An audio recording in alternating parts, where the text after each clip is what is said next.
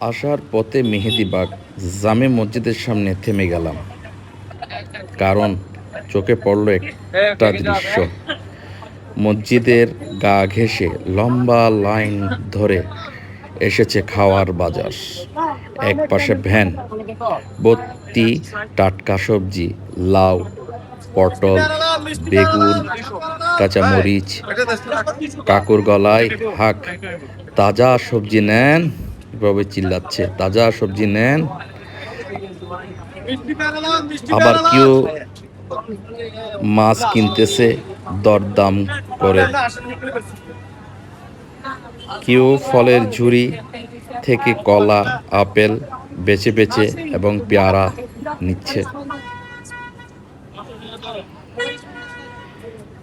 আবার অনেক জায়গায় দেখছি আলু, পেঁয়াজ এগুলা নিচ্ছে, বেছে বেছে নিচ্ছে আলু। দেখে খুব সুন্দর লাগছে। চাচা দেখছি এখানে অনেক রকমের খাবার জিনিস বিক্রি করতেছে, দেখে খুব লোভনীয় লাগছে।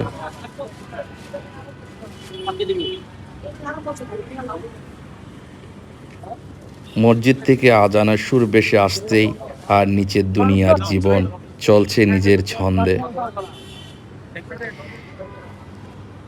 এই ব্যস্ততার গল্প, এই গন্ধ, এই মানুষের কোলাহল, এটাই মনে হয় চট্টগ্রাম। এটাই তো আমাদের রোজগারের জীবন। মেহেদীবাগের এই ছোট্ট বাজারে শুধু সবজি বিক্রি হয় না,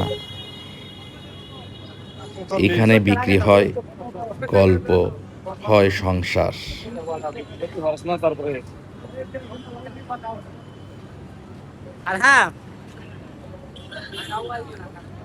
ভালো লাগলে কমেন্ট জানাবেন।